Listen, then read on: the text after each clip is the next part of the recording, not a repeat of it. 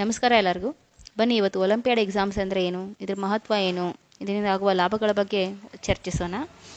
Olympiad exams ಅಂದರೆ ಏನು, ಮುಖ್ಯವಾಗಿ ಇದನ್ನು ಅರ್ಥ ಮಾಡ್ಕೊಳ್ಳೋಣ. ಈ ಎಕ್ಸಾಮ್ಸ್ಗಳು ಬೇರೆ ಬೇರೆ ಆರ್ಗನೈಜೇಷನ್ಸ್ಗಳು ಪ್ರತಿಭೆಗಳನ್ನು ಹುಡುಕಲು ಮತ್ತು ಪ್ರೋತ್ಸಾಹಿಸಲು ನಡೆಸುತ್ತಾರೆ. ಇದು ನ್ಯಾಷನಲ್ ಮತ್ತು ಇಂಟರ್ನ್ಯಾಷನಲ್ ಲೆವೆಲ್ಗಳಲ್ಲಿ ಈ ಎಕ್ಸಾಮ್ಸ್ಗಳು ನಡೆಯುತ್ತವೆ. ಸರಿ, ಹಾಗಾದರೆ ಇದರಿಂದ ಆಗುವ ಲಾಭ ಏನು? ಇದರಿಂದ ಅನೇಕ ಲಾಭಗಳಿವೆ. ಅದೇನಪ್ಪ ಅಂದರೆ, ನಮ್ಮ ಮಕ್ಕಳ ಆಸಕ್ತಿಗೆ ಅನುಗುಣವಾಗಿ ನಾವು ಪರೀಕ್ಷೆಗಳನ್ನ ತೆಗೆದುಕೊಳ್ಬೋದು. ಈ ಪರೀಕ್ಷೆಗಳನ್ನು ಅರ್ಲಿ ಸ್ಟೇಜ್ನಲ್ಲೇ ನಾವು ಪ್ರಿಪ್ರೇಷನ್ ಮಾಡಿಸಿದ್ದೇ ಆಗಲಿ ಮಕ್ಕಳ ಭವಿಷ್ಯಕ್ಕೆ ಒಂದು ಒಳ್ಳೆ ದಾರಿ ಸಿಕ್ಕಂತಾಗುತ್ತೆ ನಮ್ಗೆ. ಯಾವ ಥರ ಅಂದರೆ, ಒಂದು ಉದಾಹರಣೆ, ಈಗ ನಿಮ್ಮ ಮಗು ಮ್ಯಾಥ್ಸಲ್ಲಿ ತುಂಬ ಆಸಕ್ತಿ ಹೊಂದಿದರೆ ನೀವು ಮ್ಯಾಥ್ಸ್ ಸಬ್ಜೆಕ್ಟಲ್ಲಿ ಒಲಿಂಪಿಯಾಡ್ ಎನ್ರೋಲ್ ಮಾಡಿಸ್ಬೋದು. ಇವರು JEE IIT ಇಂಥ ಎಕ್ಸಾಮ್ಸ್ಗಳನ್ನು ಈಸಿಯಾಗಿ ಕ್ರ್ಯಾಕ್ ಮಾಡ್ತಾರೆ. ಅದೇ ಥರ ಸೋಷಿಯಲ್ ಸೈನ್ಸು ಮತ್ತು ಇಂಗ್ಲೀಷ್ ಲ್ಯಾಂಗ್ವೇಜ್ನಲ್ಲಿಯೂ ಸಹ ನೀವು ಈ ಎಕ್ಸಾಮ್ಗಳನ್ನು ತೆಗೆದುಕೊಳ್ಬೋದು. ಇವ್ರನ್ನ ಒಳ್ಳೆ ಸಂಶೋಧನಾ ಇಲಾಖೆ ಸಂಶೋಧನೆಗಳಲ್ಲಿ ಇವರು ತೊಡಗಿಕೊಳ್ತಾರೆ. ಅವರವರ ಇಷ್ಟಕ್ಕೆ ಅನುಗುಣವಾಗಿ ಅವರವರ ಇಷ್ಟದ ವಿಷಯಕ್ಕೆ ನೀವು ಒಲಿಂಪಿಯಾಡ್ ಎಕ್ಸಾಮ್ಸ್ನ ಎನ್ರೋಲ್ ಮಾಡಿಸ್ಬಹುದು. ಈ ಥರದ ಎಕ್ಸಾಮ್ಗಳು ಕ್ರ್ಯಾಕ್ ಮಾಡೋದ್ರಿಂದ ಮಕ್ಕಳಲ್ಲಿ ವಿಷಯದ ಮೇಲೆ ಒಳ್ಳೆ ಹಿಡಿತ ಸಿಗುತ್ತೆ. ಆಮೇಲೆ ಸಮಸ್ಯೆನ ಬೇಗ ಅರ್ಥೈಸುವಂಥ ಪರಿಹಾರ ಕಂಡುಹಿಡಿಯುವ ಸಾಮರ್ಥ್ಯ ದಿನದಿಂದ ದಿನಕ್ಕೆ ಹೆಚ್ಚಾಗುತ್ತಾ ಹೋಗುತ್ತೆ. ಸರಿ, ಹಾಗಾದರೆ ಈ ಪರೀಕ್ಷೆಗಳು ಅನಿವಾರ್ಯನಾ? ನಿಜವಾಗ್ಲೂ ಇಲ್ಲ. ಈ ಥರದ ಪರೀಕ್ಷೆಗಳೇನು ಅನಿವಾರ್ಯ ಅಂತೂ ಇಲ್ಲವೇ ಇಲ್ಲ. ಆದರೆ ತಪ್ಪೇನಿದೆ ಇಂಥ ವಿಷಯಗಳಲ್ಲಿ ಆಸಕ್ತಿ ಹೊಂದೋದು? ವಿಷಯದಲ್ಲಿ ಹಿಡಿತ ಸಾಧಿಸಬೇಕು ಅಂದರೆ ಪ್ರಯತ್ನ ಮಾಡೋದ್ರಲ್ಲಿ ಏನು ತಪ್ಪಿದೆ? ಬೇರೆಯವ್ರ ಮಗು ಜೀನಿಯಸ್ ಅಂತ ನಾವು ನಮ್ಮ ಮಗುನ ಬೈಯೋ ಬದಲಾಗಿ ನಾವೇ ಸ್ವಲ್ಪ ಪ್ರಯತ್ನ ಪಟ್ಟರೆ ನಮ್ಮ ಮಗುನು ಜೀನಿಯಸ್ ಆಗ್ಬೋದಲ್ವಾ?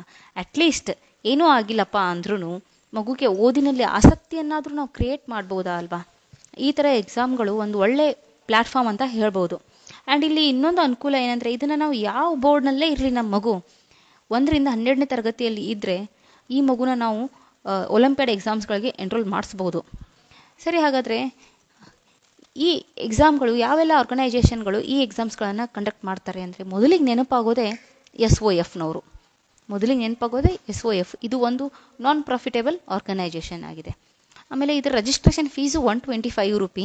ಇಲ್ಲಿ ವಿದ್ಯಾರ್ಥಿಗಳು ಏನಂದರೆ ತಮ್ಮ ಶಾಲೆಯ ಮೂಲಕನೇ ತಮಗಿಷ್ಟವಾದ ವಿಷಯದಲ್ಲಿ ಎನ್ರೋಲ್ ಮಾಡಿಸ್ಕೋಬೇಕು. ಅದರಲ್ಲಿ ಇನ್ನೊಂದೇನೆಂದರೆ, ಫಿಸಿಕಲಿ ಚಾಲೆಂಜ್ಡ್ ಮಕ್ಕಳಿಗೆ ಇದು ಫ್ರೀ ಆಗಿರುತ್ತೆ. ಆಮೇಲೆ ಇಲ್ಲಿ ಎಕ್ಸಾಮ್ನ ಕ್ಲಿಯರ್ ಮಾಡಿದವ್ರಿಗೆ ಗೋಲ್ಡ್, ಸಿಲ್ವರ್ ಮತ್ತು ಸ್ಕಾಲರ್ಶಿಪ್ಸ್ಗಳನ್ನು ಇವ್ರು ಕೊಡ್ತಾರೆ. ತರಗತಿವಾರು ಸರ್ಟಿಫಿಕೇಟ್ಗಳನ್ನು ಸಹ ಇವ್ರು ಕೊಡ್ತಾರೆ. ಸರಿಯಪ್ಪ, ಗೋಲ್ಡು, ಸಿಲ್ವರು, ಸ್ಕಾಲರ್ಶಿಪ್ ಏನೂ ಬಂದಿಲ್ಲ ಅಂದರೂ ಅಟ್ಲೀಸ್ಟ್ ಅವ್ರಿಗೆ ಒಂದು ಎನ್ಕರೇಜ್ಮೆಂಟ್ ಆದರೂ ಸಿಗುತ್ತೆ. ಈ ಸರ್ಟಿಫಿಕೇಟ್ಸ್ ಕೊಡೋದ್ರಿಂದ ಅವ್ರಿಗೆ ಮಕ್ಕಳಿಗೆ ಒಂದು ಎನ್ಕರೇಜ್ಮೆಂಟ್ ಕೂಡ ಆಗುತ್ತೆ. ಇನ್ನು SOFನವರು ಸುಮಾರು ವಿಷಯದಲ್ಲಿ ಎಕ್ಸಾಮ್ಸ್ಗಳನ್ನು ನಡೆಸ್ತಾರೆ.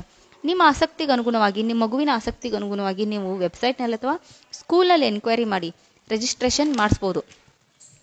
ಇನ್ನು SOF ಒಂದೇ ಅಲ್ಲ, ಇನ್ನು ಸುಮಾರು ಆರ್ಗನೈಜೇಷನ್ಸ್ ಇದೆ. ಆನ್ಲೈನ್ ಮುಖಾಂತರ ಎಕ್ಸಾಮ್ಸ್ಗಳನ್ನು ನಡೆಸ್ತಾರೆ. ಸುಮಾರು ಆರ್ಗನೈಜೇಷನ್ಸ್ಗಳು ಅಂದರೆ ಕ್ರೀಸ್ಟ್ ಮತ್ತು silver zone foundation, unified council olympiad, Homi Bhabha centre of science education, ಹೀಗೆ ಸಾಕಷ್ಟು ಆರ್ಗನೈಜೇಷನ್ಸ್ಗಳು ಎಕ್ಸಾಮ್ಸ್ಗಳನ್ನ ನಡೆಸ್ತಾ ಇರ್ತಾರೆ.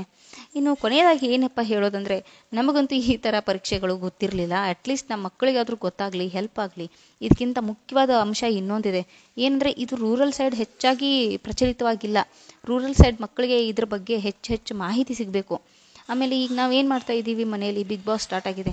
ಮನರಂಜನೆ ಬಿಗ್ ಬಾಸು ಅದೆಲ್ಲ ಪರವಾಗಿಲ್ಲ, ಅದು ಒಂದು ಹಂತಕ್ಕಷ್ಟೇ ಚೆನ್ನಾಗಿರುತ್ತದು. ಇನ್ನು ಬಿಗ್ ಬಾಸ್ TV ನೋಡ್ತೀವಿ, ಮೊಬೈಲ್ನಲ್ಲೂ ನೋಡ್ತೀವಿ, ನ್ಯೂಸಲ್ಲಿನೂ ನೋಡ್ತೀವಿ. ಯಾಕೆ ಸುಮ್ಮನೆ ನಮ್ಮ ಟೈಮ್ನ ನಾವು ವೇಸ್ಟ್ ಮಾಡ್ಕೋಬೇಕು? ಇಷ್ಟೊಂದು ಸರಿ ಒಂದೇ ಎಪಿಸೋಡ್ನ ನೋಡಿ ಅದ್ರ ಬದಲಾಗಿ ಮಕ್ಕಳನ್ನ ಬೇರೆದರಲ್ಲಿ ನಾವು ಇನ್ವಾಲ್ವ್ಮೆಂಟ್ ಮಾಡ್ಬೋದಲ್ಲ. ಅಟ್ಲೀಸ್ಟ್ ಬೇರೆಯವರು ನಮ್ಮ ಮಕ್ಕಳನ್ನ ರಿಕಗ್ನೈಸ್ ಮಾಡಿದರೆ ಅದರಲ್ಲಿರುವಂಥ ಖುಷಿ ಯಾವುದರಲ್ಲಿ ಇರುತ್ತೆ? ಈ ವಿಷಯವನ್ನು ಸ್ವಲ್ಪ ತಲೆಯಲ್ಲಿ ಇಟ್ಕೊಂಡು ನಿಮ್ಮ ಮಗುವಿಗೆ ಯಾವ ವಿಷಯದಲ್ಲಿ ಸಾಮರ್ಥ್ಯ ಇದೆಯೋ ಅದನ್ನು ನೀವು ನಿಮ್ಮ ಮಗುವಿನ ಆಸಕ್ತಿಗನುಗುಣವಾಗಿ ಇಂಥ ಎಕ್ಸಾಮ್ಗಳನ್ನು ಅಟೆಂಡ್ ಮಾಡಿಸೋದು ಒಳ್ಳೆಯದಲ್ವಾ? ಸ್ನೇಹಿತರೆ, ವಿಡಿಯೋ ಇಷ್ಟವಾದಲ್ಲಿ ಸಬ್ಸ್ಕ್ರೈಬ್ ಮಾಡಿ, ಲೈಕ್ ಮಾಡಿ, ಹಾಗೆ ಎಷ್ಟು ಸಾಧ್ಯವಾಗುತ್ತೋ ಅಷ್ಟು ಹಳ್ಳಿ ಮಕ್ಕಳಿಗೆ ತಲುಪೋವರೆಗೂ ಶೇರ್ ಮಾಡಿ.